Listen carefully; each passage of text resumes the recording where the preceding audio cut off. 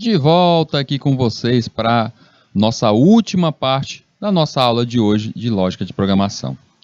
Pessoal, eu estava aqui lendo aqui algumas mensagens aqui, alguns alunos mandando mensagem para mim, falando da experiência de programação, e uma boa prática que eu digo para vocês não é simplesmente escrever o programa, porque eu vi que muitos reclamaram que não tem ali um computador para estar ali no seu dia a dia a criar programas, a criar esses algoritmos. Então é vez e outra, tipo uma vez por semana que ele consegue ter acesso a esse computador. E aí, professor, como é que eu posso praticar se eu só tenho acesso a essa máquina só quando eu estou na escola ou só no final de semana quando eu vou na casa de um primo e aí ele tem ali o computador dele, me empresta ali por algumas horas? É pouca hora para poder praticar, com certeza. A melhor forma seria você tivesse realmente um computador, tivesse até esse smartphone para poder praticar a todo tempo. Mas façam o seguinte modo, que vocês tenham, nem que seja impresso mesmo, um código e que você entenda esse código, o funcionamento. Quando a gente leva aqui alguma atividade, quando eu mostro para vocês uma atividade, um exemplo, vocês percebam que eu saio lendo linha a linha, dizendo, olha, na linha 1 tem uma biblioteca, na linha 3 começou o programa ali com a função main. Você consegue entender isso? Você consegue pegar um código e sair olhando linha a linha e percebendo o que o processador estaria fazendo ao chegar naquela linha? Então esse é o primeiro passo, eu digo que até é uma boa prática para você aí, que já tem mesmo a máquina e está fazendo esses algoritmos, você entender um código. Como eu já disse hoje mesmo, a maior parte do trabalho de um desenvolvedor é ficar olhando códigos já feitos e melhorando, refinando esse código. Como esse código que a gente viu antes do intervalo, o código ali do desenho. Então é refinar, melhorar esse código. Vocês viram que o primeiro passo daquele código ali do desenho em tela era simplesmente 5 linhas com print. Ao finalizar, eu mostrei para vocês algo com função. Dentro dessa função poderia receber valores, ou seja, a gente refinou, melhorou bastante ele. Então o primeiro passo é entenda o funcionamento de um algoritmo, entenda como ele acontece. O algoritmo não é seu, o algoritmo é de outra pessoa, você pega aquele algoritmo, dá uma lida e entender o que está acontecendo linha a linha. E isso é necessário, principalmente agora que a gente entrou em função. Você entender que quando eu cheguei numa função, isso está me sacando, me jogando para um outro trecho do código. Para que lado que eu vou? É um outro arquivo? É o começo do nosso código? Então você ser levado para aquele trecho e entender o que está acontecendo. Principalmente quando se fala de passagem de argumentos, os parâmetros. Se você não está entendendo ali como é a passagem de argumentos, a passagem de parâmetros, não vai lhe adiantar de nada isso. Você não vai conseguir programar. Você não vai conseguir criar a função. Se você não sabe como acontece a passagem de parâmetros, o que está realmente acontecendo. Então, mesmo você não tendo um programa, você não tendo essa questão de ter um computador ali, se você tiver um código, nem que seja numa folha de papel, você aí durante a aula, você foi lá, rabiscou, você conseguiu imprimir uma página dessa com atividades nossas, o código já feito, se você tem um desse, para ali, estou até longe do computador, dá uma olhada naquela folha e sai você mesmo dizendo o que está acontecendo em cada linha. Você se olhando ali em cada linha e dizendo, aqui está acontecendo isso e aquilo. Faça isso, que com certeza você vai estar com isso evoluindo no mundo da programação. Bora dar continuidade aqui aos nossos assuntos, à nossa função. E aí estava eu falando para vocês antes do nosso intervalo, justamente eu estava nesse exemplo, a gente retornou nele para me falar um pouco mais sobre ele. Porque a gente percebeu que, primeiro passo, eu tinha para a escrita, eu queria só isso, a minha solução, o meu problema que eu estava sendo proposto era desenho isso aí em tela, só isso. Show de bola, se é para desenhar aquilo dali, eu consigo fazer só com printf, 5 printf ali, tranquilo, eu consigo fazer isso mostrado em tela. Mas o Hildo quis fazer através do for. Por quê? Inicialmente ficou parecendo que esses laços para desenhar cada uma das linhas seria uma dificuldade. Mas a gente percebeu que no final, aquelas 5 linhas, a chamativa daquelas 5 linhas, aquele desenho, poderia ser chamado através de uma função, não repetindo o código, onde esse código estaria pronto para recebimento de caracteres diferentes e tamanhos diferentes. Ou seja, com esse código que vocês têm em tela e agora, vocês conseguem fazer muito mais do que simplesmente aquele desenho que está ali. Você consegue experimentar novos desenhos, você consegue criar tamanhos diferentes, você consegue até aumentar mais do que 5 linhas, você consegue, chamando a função, você chama quantas linhas você quiser. Então, nesse caso aqui, o caractere CH será utilizado para determinar qual caractere será impresso e o inteiro N representa o número das linhas que será impressas. Isso lá dentro da nossa função. Está lá o CH, é o recebimento do primeiro parâmetro, e a nossa variável ali, o N, ele é o recebimento do segundo argumento dentro desse parâmetro, ou seja, são os parâmetros recebendo esses dois argumentos aí, o CH e o N. O primeiro parâmetro deverá ser do tipo char, portanto, ele é compatível com o primeiro argumento. A gente tem que lembrar disso, gente. A passagem dos argumentos, o recebimento desses tais parâmetros tem que ser iguais. Vocês estão percebendo ali que o primeiro que está sendo enviado, ele é do tipo caractere? É um caractere, um mais, é um caractere, um asterisco. Então, a passagem, o modo como eu vou passar tem que ser ali entre aspas. E o recebimento do outro lado tem que ser do tipo char, caractere. Da mesma forma que do outro lado eu tenho um número, então, lá no meu recebimento, dentro do meu parâmetro, eu tenho um int n, vai ser do tipo, o tipo inteiro esse n. Relembrando, uma função que não retorna nada ao void é um procedimento, logo o exemplo é um procedimento, esse nosso procedimento aí. Por quê? Porque ela é uma função void imprime ch, ou seja, eu não quero que retorne algo. A própria função a ser chamada, ela vai desenhar em tela, ela não vai retornar nada para o programa principal. Se eu quisesse que houvesse um retorno, aí sim eu não usaria o tipo void. Bora para um segundo exemplo aqui para a gente entender um pouco mais do uso dessas funções. Fazer um programa para verificar se um dado número é par ou não. Para isso, utiliza uma função de passagem de parâmetros. A verificação se um número digitado é par ou não, a gente já fez isso aqui em diversos casos. A gente já fez isso quando a gente estava aprendendo a condicional, quando a gente estava utilizando laço, a gente fez isso tudo utilizando esse exemplo também. Só que agora eu quero a resolução disso, ou seja, a evolução desse programa que a gente já fez aqui, através do uso de passagem de parâmetros, ou seja, utilizando dentro de uma função. Vou pegar aqui a primeira parte dele, vou rabiscar aqui e deixar esse pedacinho para a gente entender que ele é uma função. Aí é a função nossa bem ali. Ele começa com o include, stdlib e a stdio, as duas bibliotecas para a gente utilizar dentro do nosso programa.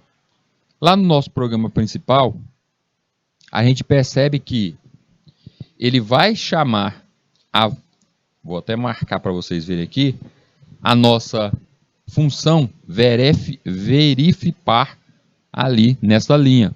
Ele está repassando o valor que deverá estar dentro de uma variável num.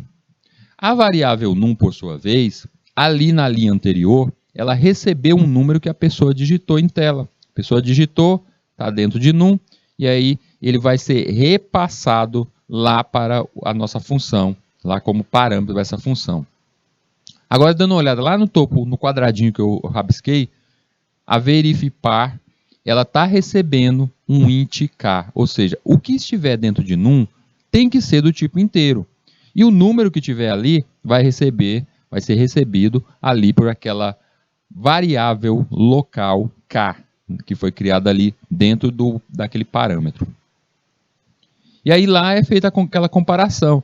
Se o k não tiver módulo, o módulo dele não tiver resto, então ele vai retornar 1. Se ele tiver, aí 0. Com esse caso aí, lá embaixo, no retorno, ou seja, ele retorna 1 ou 0, ele vai ter um desses dois retornos aí, dependendo do número que foi repassado. E aí no nosso programa principal ali, naquela condicional ali, o se o resultado for igual a 1, aí ele vai mostrar o número que você digitou é par, porque ele recebeu o número 1 lá da nossa função. Se caso isso não aconteceu, ele vai dizer que o número que você digitou não é par, ele não será par. E aí a função termina retornando, esse nosso código termina com o return 0 ali, finalizando a função main. Observe que é passada para a função int verify, eu reescrevi ele aqui no nosso, porque eu reescrevi esse código porque eu queria que vocês tivessem ele dentro do nosso GitHub. Tá lá no GitHub também, gente, esse mesmo programinha aqui. É passada para a função int verify, o int k, uma variável k do tipo inteiro com o valor que veio da função principal. A função recebe essa variável e verifica se ela é par ou não lá dentro do código da nossa função, no corpo da nossa função. E o programa principal, ele recebe o retorno dessa nossa função. Ele vai receber 1 ou retornará 0, dependendo do que foi ali classificado. A função utiliza o comando return para devolver o valor. O tipo do valor devolvido é que define o tipo da função. Portanto, a função int verify, que dentro tem os parâmetros int k, é então uma função do tipo inteiro, porque o valor devolvido é inteiro. Então, isso que identifica o porquê que a gente, lá no começo, a verify, ela é do tipo int, e não void, e não char, e nenhum outro valor. É porque é o que ela vai retornar. Eu quero que ela retorne um valor do tipo inteiro. Falando da criação dessas variáveis do tipo local ou global, bora retornar um pouco a esse conceito de variáveis, as locais e as globais. São variáveis declaradas dentro de um subprograma, são essas chamadas de variáveis locais. Elas só podem ser manipuladas dentro do subprograma que a declarou. Logo, elas não são visíveis em nenhuma outra parte do programa. Então, olha aqui nesse exemplo nosso. Eu tenho aqui, vou rasgar e separar aqui a nossa função. Dentro da função muda_a, nós temos ali internamente uma variável sendo criada, a int a, que esse a vai receber 4, e aí vai printar em tela e mostrar o seu valor.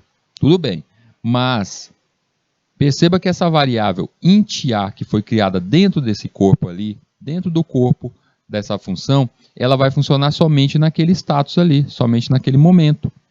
Ela vai funcionar só naquele momento. E dentro do corpo da nossa variável ali, no main, a gente também está criando uma int a, e ela está recebendo o valor 2. E ela vai funcionar também somente dentro do corpo ali da função principal. Percebam que as duas têm o mesmo nome, as duas são o int a. São a mesma variável? Não, são variáveis diferentes que estão sendo utilizadas em cada local. Bora ver aqui desse modo aqui, ó. Vamos ver de um modo com o resultado. Então, eu tenho aqui que nesse trecho onde vai ser mostrado em tela o valor dessa variável a, ele vai me apresentar que o valor dela é 4, porque dentro daquela função bem ali, aquela variável a, ela tem o valor 4. E fora dela, no programa principal, foi criada também a variável a. Aquela variável a que foi criada ali no programa principal, ela recebeu o valor 2. Esse valor dessa variável foi passado para a função? Não, porque ele só pode ser passado pelo aquele portal, ou seja, pelo nosso parênteses, pelo nosso argumento. Ele só pode ser repassado desse modo. Então, ele não foi repassado, aquela função ali, aquela variável a ali, ela é uma outra variável. A gente pode dizer que dentro da memória, existem duas variáveis que foram criadas lá na memória RAM. Foi criado duas variáveis, elas por acaso têm o mesmo nome, o nome a, e dentro de cada uma delas tem um valor ali específico citado naquele momento. Na função, o a está valendo 4 e no corpo do principal, o nosso código principal, o A está valendo 2. Por isso que, se perguntado qual seria o valor ali de A naquele momento, ele vai estar valendo 2, porque no corpo principal está valendo 2. Mesmo depois, vocês percebem que depois dessa linha aí, desse verdinho, eu chamei a função. E a função, dentro dela, o A recebeu 4. Mas quando a gente pergunta de novo, ei, quanto é que está valendo o A mesmo? Quanto é que está valendo a nossa variável A? Ele responde novamente, está valendo 2. Por quê? Porque o A que foi chamado ali nesse trecho roxinho é do nosso corpo principal, o algoritmo principal. Aquele A lá da função que foi chamada, e ali ainda é uma função void, ela não vai retornar nada. Então, o que nasceu ali, morre ali. O que é feito ali vai ficar unicamente, exclusivamente só na tela. Então, não vai ser levado para o nosso principal, nosso programa principal. E é por isso que, nas duas ocasiões ali, no nosso programa principal, na nossa função principal, dentro do main, por 2 vezes a gente perguntou quanto que está valendo A, e as 2 vezes a resposta é 2, porque a variável que está sendo perguntada é a variável A que está dentro do programa principal. Hildo, então isso quer dizer que se eu criar uma variável local e der um nome para ela, como a variável local vai se chamar nome do funcionário, nome, underline, do, underline, funcionário. Pronto, é isso aí, é local. Se depois eu, dentro do corpo, o argumento principal, ou em uma outra função, em um outro arquivo, eu quiser criar uma nova variável, eu posso chamar essa variável aí nome do funcionário? Não, porque ela nasceu lá naquele trecho e ela morreu lá. O que foi dito ficará somente lá. Mas aí eu posso criar uma nova aqui, uma nova variável aqui com o mesmo nome? Pode, porque não existe mais aquela variável com aquele nome. Então, local é isso, só funciona naquele local. Não tem nem que ter discussão, gente, com isso. O nome já diz tudo, local, ou seja, funciona somente ali. Então, na realidade, a variável A da função muda A não é igual à variável A do main. O programa trabalha com as duas variáveis de forma independente. Com a variável local, duas funções diferentes, por exemplo, a função f1 e a função f2, podem ter o mesmo nome de variável ali internamente e armazenar dados diferentes, pois nesse caso, quando a função f1 está sendo executada, o valor da variável fica oculto, fica só naquele espaço, e na f2 a mesma coisa. Então eu posso ter várias funções ali, com variáveis ali que vão ter o mesmo nome, podem parecer a mesma coisa, mas só é utilizada ali. Hildo, qual é a motivação para isso? É para não dar conflito? É para que não haja um conflito entre os nomes dessas variáveis nesses vários trechos? Também. Vamos pensar naquela nossa calculadora que eu dividi em 5 arquivos, lá no comecinho da nossa aula, eu dividi em 5 arquivos. Nessa nossa variável, com 5 arquivos que foram criados lá, a gente tinha a soma, a subtração. Vamos pensar que na passagem dos parâmetros do meu inicial, do meu arquivo index, meu arquivo índice, para cada uma daqueles outros arquivos, eu estivesse passando um valor como dentro de uma variável com parâmetro none. E lá na minha variável, lá, o que vai receber esse none naquele arquivo soma, digamos que lá naquele lá eu faça também uma outra variável e chame ela de none.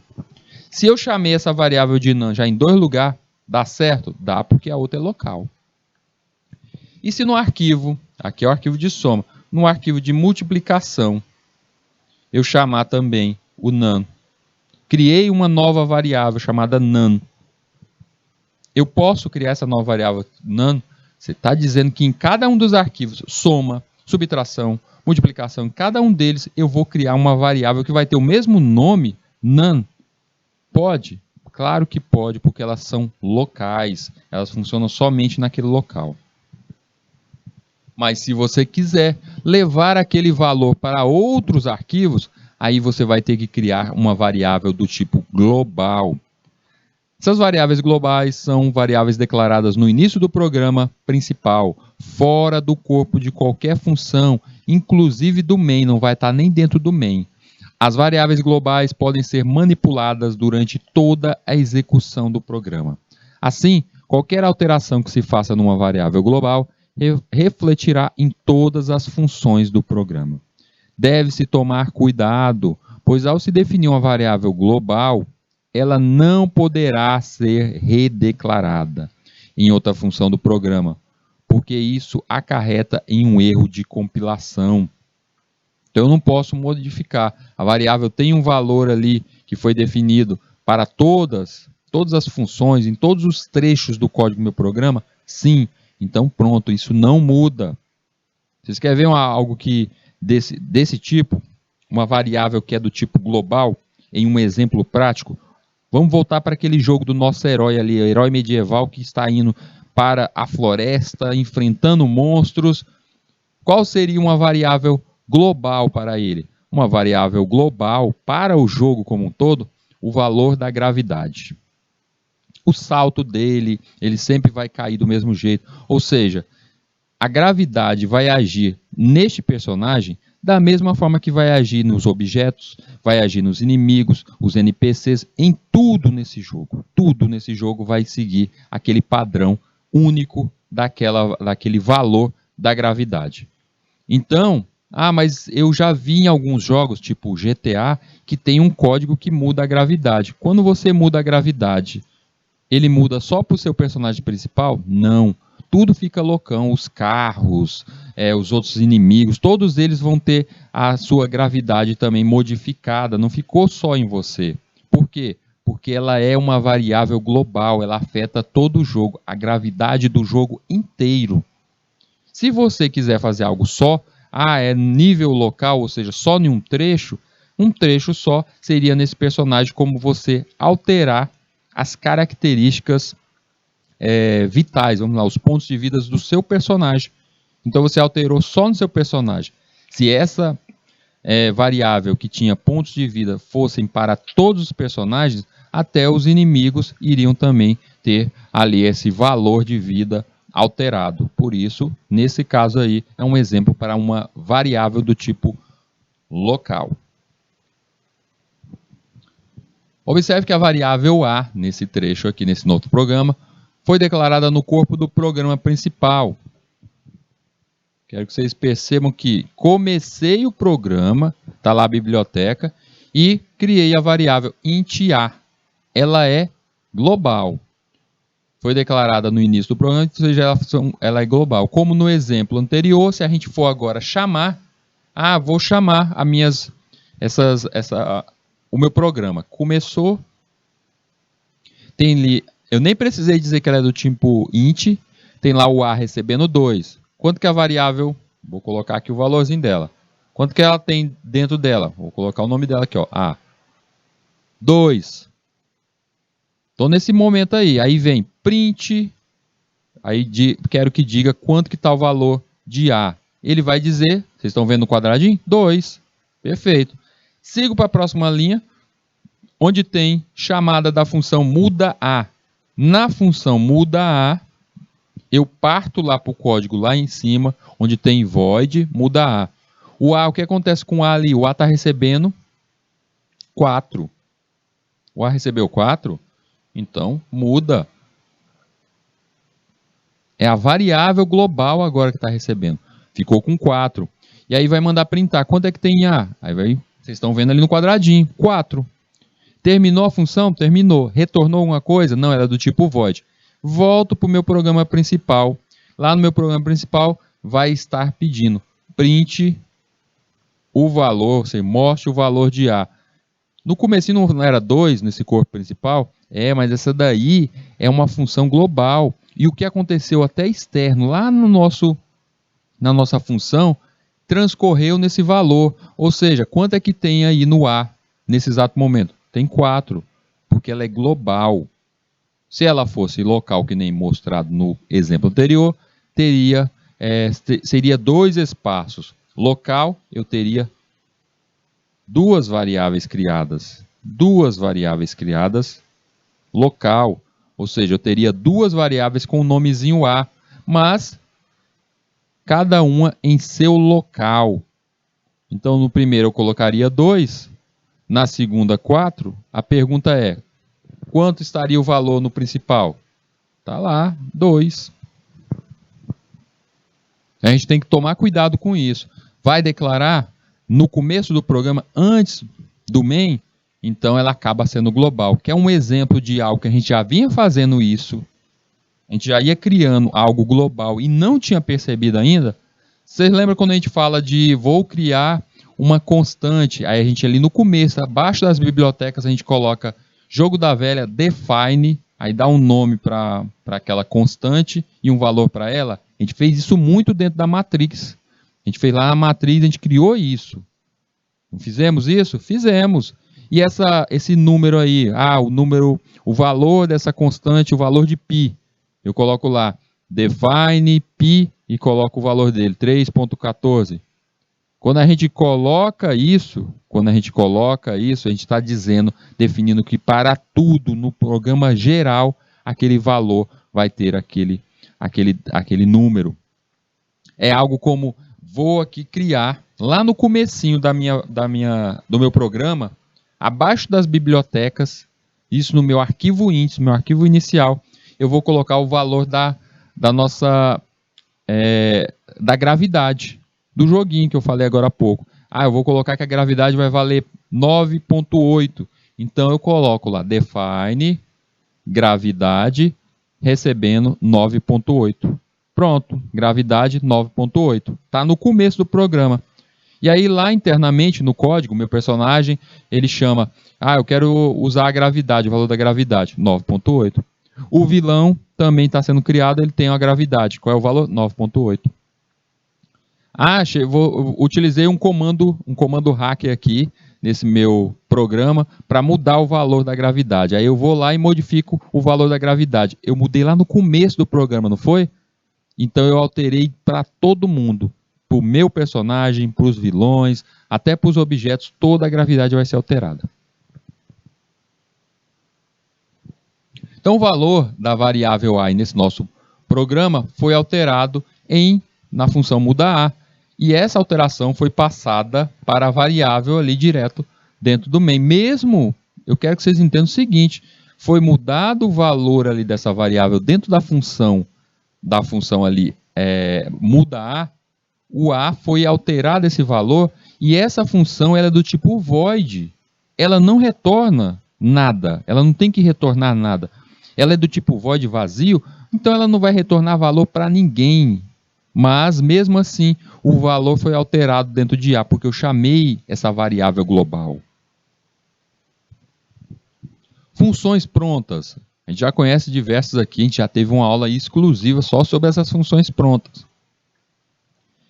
Existem várias funções que já estão programadas, como, por exemplo, a função sqrt, que calcula a raiz de x. Eu quero utilizar o cálculo, o quadrado de um número. É basicamente ele multiplicado por ele. Eu não quero fazer desse jeito, eu quero uma função pronta. Eu chamo a sqrt. Se a gente for abrir lá na biblioteca que tem essa função, o que vocês acham que vocês vão encontrar lá? Vocês vão encontrar justamente uma função esperando o número recebido do parâmetro multiplicado por 2. Multiplicado por ele mesmo. Ele vezes ele. Então a gente vai ter esse código, essa codificação já dentro da função, lá na biblioteca. Da mesma forma, a função simx, que calcula seno, entre outras. A função pode ser responsável por fazer determinada tarefa, e uma vez terminada essa tarefa, ela devolve como resultado apenas um valor. A devolução desse valor é feita através do comando return, que a gente já viu, seguido do valor a ser devolvido. Esse valor pode ser qualquer expressão válida na linguagem. Vamos lembrar o seguinte, gente. A gente viu ali que tem as variáveis globais, variáveis locais, e tem o return, a função de retorno, que eu queira que retorne um valor. Eu posso criar uma função que, além de modificar uma variável global, o valor dessa variável global, eu ainda posso fazer que ela retorne, desde que ela não seja void. Então, ao mesmo tempo, eu posso fazer as duas coisas, retornar dois valores em locais diferentes. Bora mais um exemplo aqui. Fazer um programa que solicite ao usuário dois números e apresente na tela o resultado da soma e do dobro de cada um deles. Utilize uma função para calcular a soma e outra para dobro. Opa, o Rildo está pedindo agora para fazer duas funções. Duas funções. Eu não quero que essa soma e o dobro sejam no mesmo local, ou seja, eu vou chamar duas funções, não a mesma função várias vezes, como a gente utilizou aquela do imprime. A mesma função várias vezes, não, agora são duas funções. Vamos ver como é que isso acontece nesse nosso código? Eu tenho ali a primeira linha, um include, chamando a biblioteca stdlib, a biblioteca natural dela. Depois eu tenho ali as minhas duas funções. A primeira, a soma, e a segunda, o dobro. Eu vou deixar, não vou olhar para elas ainda, e vou partir ali para baixo para o nosso main. E isso que eu estou fazendo é o que eu pedi agora no começo da aula, que vocês, desse nosso terceiro tempo aqui, que vocês fizessem. Peguem um código como esse e saia fazendo o que eu estou fazendo agora, olhando linha a linha, entendendo esse código. Ali na linha onde tem o nosso main, ele dá início ao programa, ele tem ali algumas variáveis iniciadas. Pessoal, essas variáveis, a n, a i e a total, criada aí dentro do main, abaixo do main, elas são locais ou globais? O que vocês acham? Será que elas são locais ou globais? Será que elas funcionam em outro trecho do nosso programa? Não, Rildo, ela só funciona nesse trecho bem aí. Logo, ela é local. Ela é uma variável local. N, I e total. E aí vem a chamativa da função printf, onde pede entre com dois números. Aparece em tela, como vocês percebem, na telinha ao lado. Entre com os dois números. O pessoal vai digitar os dois números, cada um dos números vai cair em seus devidos endereços na sua variável, a n e a i. Elas já estão armazenadas esses valores. E aí eu chamo a minha primeira função, a função soma. Total, a nossa variável total, está aguardando receber o valor que virá ali da soma, dessa função soma, onde na função soma, vocês estão vendo ali soma, n e i. Eu estou passando dois argumentos. O parâmetro que está sendo passado ali são os dois argumentos que estão dentro dessas duas variáveis. Aí chamou soma, vamos lá para o topo, onde está a nossa função. Tem ali, ela é uma função do tipo inteiro, int soma. Se ela é do tipo inteiro, ela é obrigada a retornar algo. E o que ela está recebendo? Ela está recebendo os argumentos int a e int b.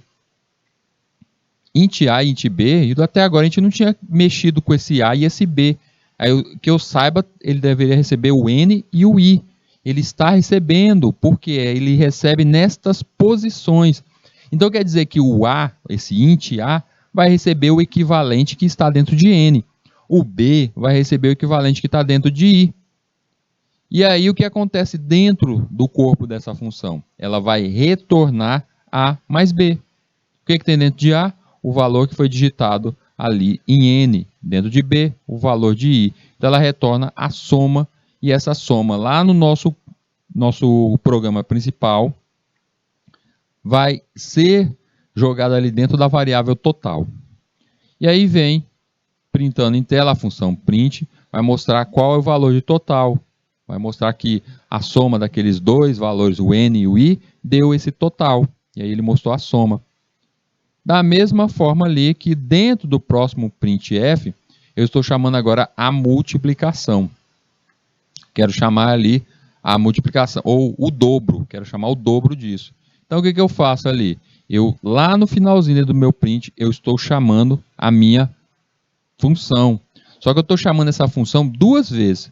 Primeiro eu chamei dobro e estou passando um parâmetro, o n. Vamos ver o que acontece lá na função, a função dobro. Lá no topo, na função dobro, ela começa da seguinte forma: int dobro, e dentro do parâmetro dela, o argumento esperado por ela tem int x. Então esse int x está pronto para receber aquilo que foi repassado de n. Então, o que vier do N, o que a pessoa digitou lá no N, vai estar sendo repassado aí. E o que ela vai retornar, porque ela é do tipo inteiro? Retorne 2 multiplicado por x. Quem é o x? É o N ali que foi passado. Então, 2 multiplicado pelo que foi digitado. Ela retorna isso. E ela vai mostrar dentro daquele print. Ao mesmo tempo, logo em sequência, é chamada de novo a mesma função, dobro, e agora vai repassar o i. O valor que estava lá anterior foi apagado, gente. Toda vez que você chama uma função, o que foi usado ali morre ali. E aí o i agora que o outro número digitado vai ser passado por valor de x, ele vai ser multiplicado por 2 e esse valor vai ser retornado e mostrado em tela. Parece ser algo muito grande. Ah, professor, fazer isso aí era melhor fazer sem função. Com certeza. Dava para escrever tranquilamente isso aí diretamente no código. Ia ficar menos linha, ia ficar bem mais conciso. Mas vamos pensar que futuramente você poderá chamar esse mesmo trecho de código em outros arquivos dentro do seu programa, em outros momentos. Bora ver isso aqui num exemplo real. Bora voltar para aquele nosso joguinho, o joguinho lá do herói na floresta, o herói medieval. Bora voltar para esse trecho bem aí. Digamos que você tem uma função nesse nosso jogo, você tem uma função que ele faz algo como a função que dá um certo poder, um certo ataque maior em cima de uma espadinha que ele encontrou. Então a função está ligada a um objeto. A função é aquela espada que o personagem tem que estar. A sequência é, se o personagem utilizar tal espada, ele vai aumentar tanto no seu ataque. Essa função está ali, está sendo chamada. E aí você encerra a primeira fase do jogo, vai para a segunda fase do jogo, outro trecho do código do seu programa. E aí, o que acontece? Vai continuar funcionando a espada? Claro que vai. Por quê? Porque essa função que dá esse poder para essa espadinha, esse trecho do código que altera o valor ali de ataque desse personagem, pode ser utilizado em qualquer momento, em qualquer trecho do seu programa total. Então essa é a motivação de você utilizar uma função. Vamos imaginar, não, eu não gosto de função. Deus me livre, não quero mais usar função não. Vai usar tudo num só. O que ia acontecer? Quando o seu personagem achasse a espadinha, tinha que ter o trecho lá escrito, naquele momento lá, mostrando, está usando, então tinha que estar repetindo. Usou de novo a espada, ao invés de chamar a função para aumentar o ataque? Não. E tinha que estar de novo o trecho mostrando como funciona o aumento de poder, o aumento de ataque em cima daquela espada. Imagina toda vez que esse personagem ele executar um ataque, ele fizer um ataque com essa espada em cima de qualquer inimigo, você vai ter que chamar, vai ter que estar escrito aquele trecho ali do código. Imagina o tamanho que vai ficar o código inteiro do teu jogo. Gigantesco, praticamente inimaginável, porque a quantidade de vezes que vai ser repetida aquilo dali depende muito da pessoa que está usando aquilo dali. Vai me tirar até a autonomia de quantas vezes eu posso fazer aquilo. Já na função, não. Chamou a função? Perfeito, não precisa repetir o código inteiro. Diminui o processamento dentro do seu próprio computador, uso de memória. Então, nesse caso aqui, note que não é sempre necessário passar o valor do retorno da função para uma variável. Portanto, podemos imprimir esse valor simplesmente chamando a função dentro do comando printf. Então, eu não preciso chamar a função e passar esse valor direto ali. Eu posso chamar a função direto dentro de um print, como foi feito aí. Quando queremos resolver um problema, em geral, nós tentamos dividi-los em subproblemas mais simples e relativamente independentes e resolvemos os problemas com mais simples de 1 a 1. Na linguagem C, a gente faz as tais construções através das abstrações de um projeto maior. Aqui, via de regra, é você perceber o seu problema como um todo, perceber tudo que você necessita daquele programa e dividir isso em ações. Eu gosto sempre de lembrar, no caso da calculadora. A calculadora de 4 operações, ela é perfeita para você entender o funcionamento de funções, você entender qual é o real uso das funções. Eu posso criar uma calculadora, como a gente já fez aqui diversas vezes. Posso criar uma calculadora onde todas as 4 operações vão estar tudo dentro do mesmo algoritmo? Pode. Mas eu posso dividir isso em 5 arquivos? É perfeito, porque é desse jeito que se faz um programa. Então a gente pode utilizar a função justamente nesses casos. Então a gente viu aqui que também tem aquelas funções que são prontas, como no caso do printf e o scanf, as mais usadas, tem o getchar, o sqrt. Então essas funções, se elas são funções, e a gente já viu a escrita aqui de funções, elas têm que estar escritas em algum lugar. Elas têm que estar ali escritas em algum lugar. E se elas estão escritas, o código delas está escrito em algum lugar, em algum arquivo à parte, normalmente o local para isso são as tais bibliotecas. Por isso que sempre que a gente vai, eu preciso utilizar o printf e o scanf, funções de entrada, funções de saída dentro do meu programa. O que eu chamo? Vou chamar a biblioteca a stdio.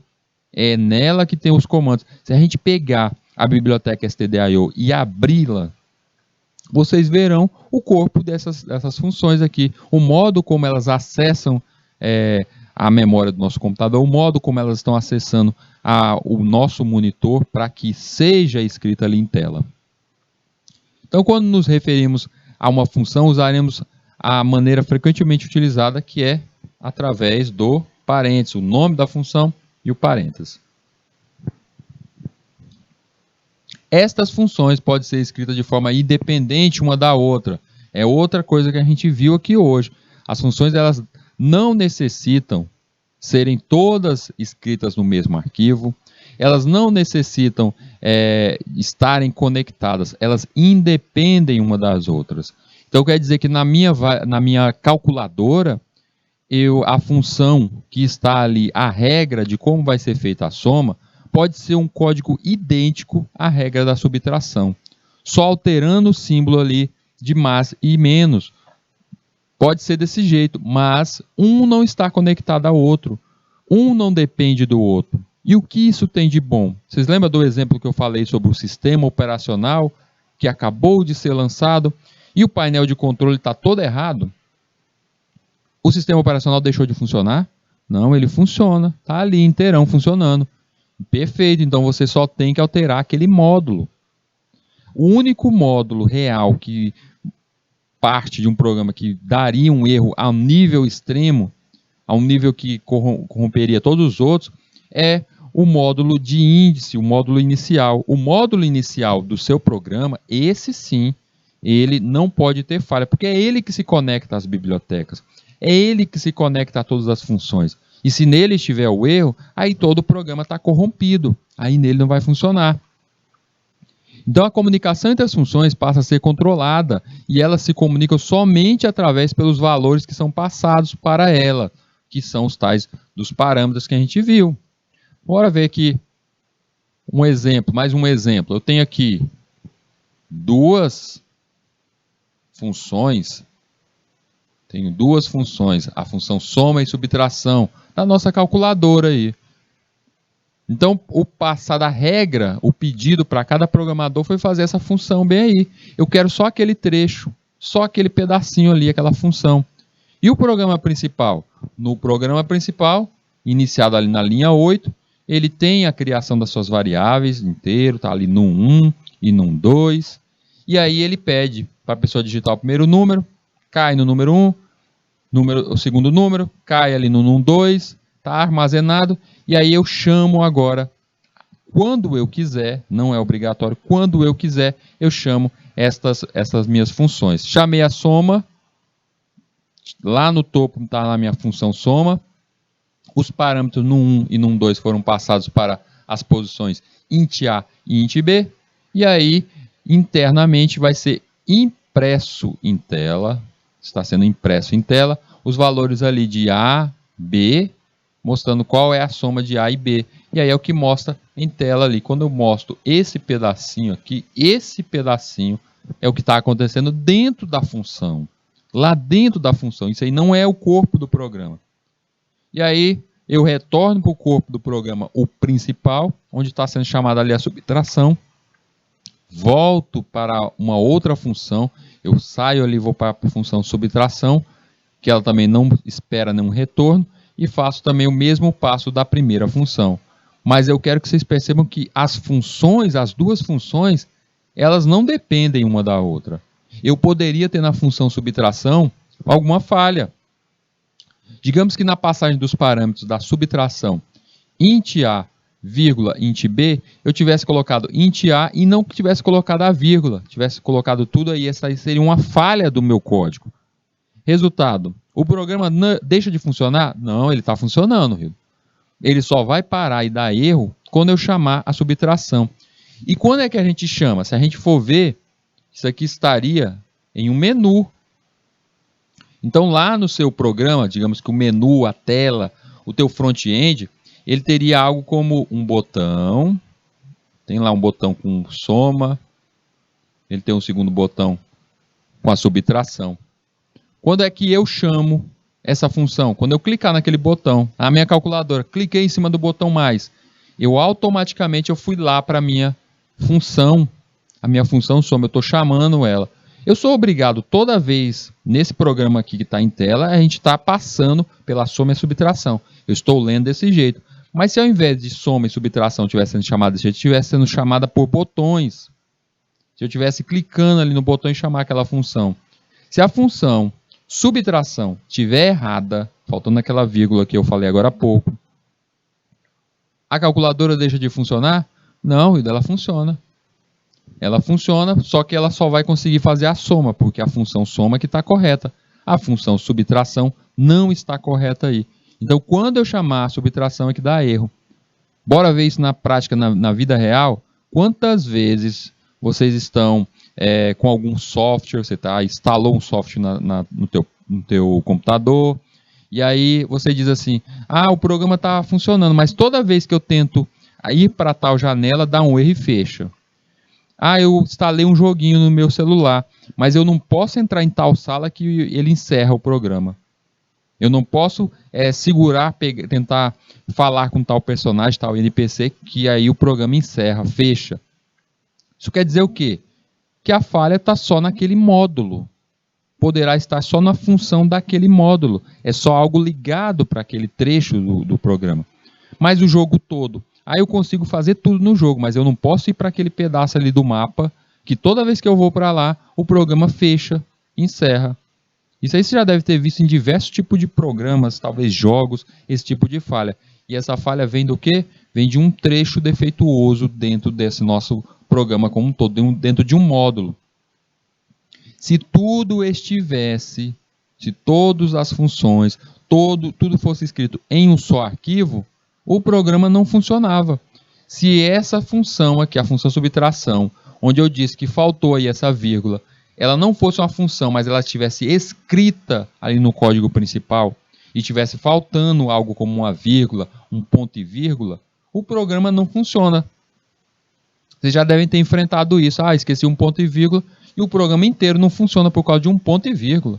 Mas se for numa função, você separou isso e só vai falhar quando você chamá-la.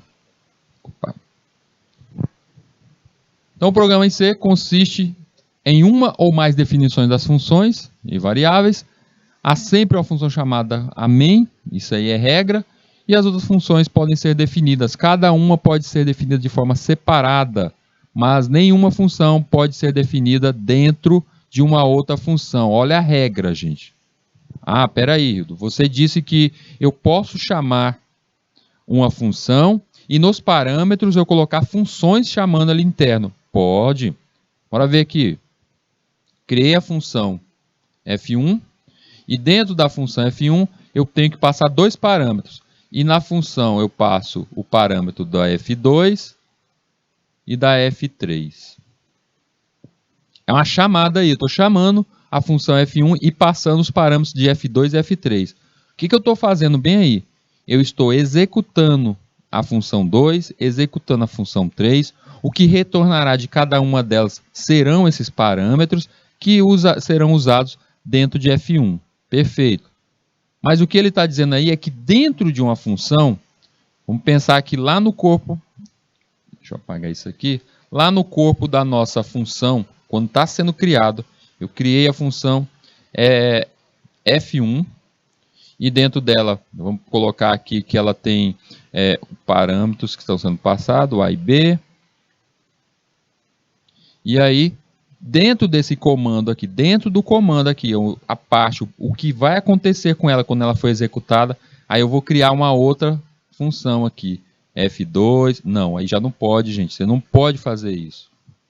Eu não posso criar essa nova função ali dentro. Eu não posso criar uma função dentro de uma função. Aí você já foi demais, não pode.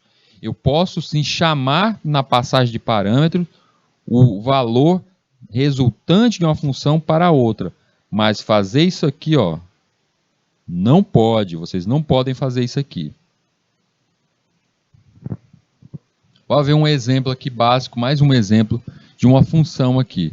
Nesse exemplo, a gente tem duas funções. Eu tenho duas funções, a função main e a função allo. A função main a gente já sabe que é, naturalmente, a função que executa o nosso programa. Essa função allo é a função que eu quero que faça alguma coisa em tela. Quando executado esse programa, ele vai imprimir a mensagem allo 3 vezes. Bora ver como é que a gente faz isso. Lá no começo tem a biblioteca, tem ali o protótipo, eu utilizei a regra do protótipo para a gente não esquecer, a gente já fez isso hoje, chamando essa nova função que vai ser a função allo. Dentro do corpo principal do meu programa, começa ali o nosso main, tem lá, e tem uma variável int, local, disse que essa variável int i, essa int inteiro, i, local, ela vai receber o valor 1, e enquanto esse i ele for menor ou igual a 3, a gente vai repetir o que tem ali dentro. Ou seja, o que tem dentro desse while? Vai repetir a chamativa da função allo. Então ela começa com 1 e ela vai até 3. 1, 2, 3. Se ela vai contar até 3 ali, ela vai repetir esse while 3 vezes. Então ela vai fazer a chamativa da função allo 3 vezes. Então eu automatizei a chamativa do allo 3 vezes.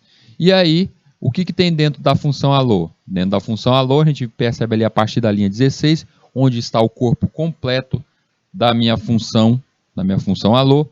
Ela tem o seguinte, ela começa dizendo que ela é void, ou seja, ela é vazia, ela não obriga retornar nada. O que acontecerá dentro do código dessa função será mostrado em tela, mas não vai retornar nada para o programa principal.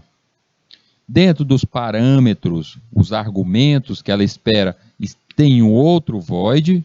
Isso quer dizer o quê? Ela não espera que o programa principal envie nada para ela. Ela também espera o nada acontecer. Ou seja, essa função bem aí, ela só espera o seguinte: fui chamada, eu tenho que fazer o que tem no meu corpo, qual o meu comando principal, e acabou. Qual é o comando que tem dentro dela? Printf allo. Ela vai só mostrar o allo e mandar saltar para a próxima linha. Como essa função está sendo chamada ali 3 vezes naquele nosso comando ali, na condição do while, no nosso laço ali, 3 vezes seguidas, vai mostrar o allo 3 vezes. Tem outras formas de fazer isso? E é isso que eu sempre desafio vocês a todo instante. Esse programa que mostra allo 3 vezes em tela. Olha o que ele está pedindo. Eu quero um programa que mostre allo 3 vezes em tela. É simples, eu faço aqui um print 3 vezes. 3 print com allo. Mostra em tela. Perfeito. Consegue melhorar isso? Consigo fazer isso através de um for. Mostrando em tela os 3 allo. Perfeito. Você consegue levar isso para uma função? Levei para a função allo. Criei isso, separei para a função allo. E eu quero que vocês experimentem fazer isso todo o tempo. Todo e qualquer código que a gente já fez, não aceite que ele é único. Está funcionando, está certo. Mas não aceite que ele é único.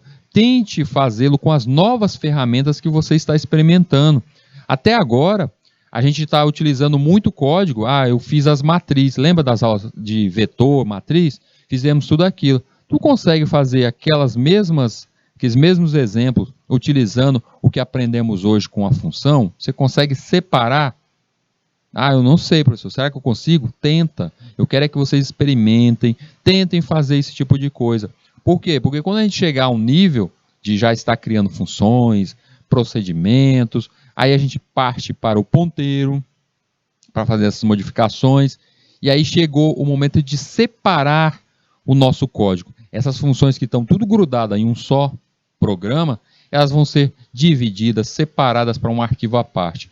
E aí vai chegar no momento que você, que pensa em criar ali algo como uma aplicação para dispositivo móvel, para você que pensa em criar um sistema, você vai entender que você necessita criar um arquivo de biblioteca. Isso principalmente quando se fala de jogos, quando se fala de dispositivo Android, gente. Vocês precisam ter a sua própria biblioteca com os seus comandos próprios. E aí essa biblioteca de comandos próprios, que a gente vê aqui, que inicialmente é esse include, stdio, essa chamada de biblioteca, é essa biblioteca que você vai criar, é essa chamativa que você vai gerar aí. E essa chamativa, quero que vocês pensem o seguinte, ela não fica, essa biblioteca que a gente vai aprender a criar para a linguagem C, ela não serve só na linguagem C. Ela é um entendimento de criação de arquivo único, um arquivo biblioteca, esse arquivo onde vai estar armazenados seus comandos, para toda e qualquer linguagem.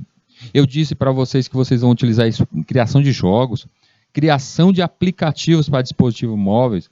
Ah, professor, eu vou utilizar a linguagem C para criar uma aplicação para dispositivo móvel no meu Android? Não, não vai. Tem como? Tem, mas tem ferramentas específicas para isso. Utilizando a linguagem própria ali, o Java, utilizando o Dart para fazer esse tipo de coisa. E aí você aprendendo aqui a fazer essas tais bibliotecas, você vai utilizar esse conhecimento de criação dessas tais bibliotecas em outras linguagens. É por isso que isso aqui está sendo a aula de base para a sua programação.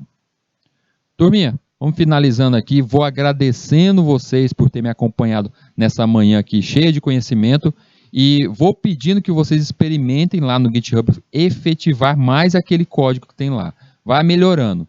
E a gente se encontra na nossa próxima aula.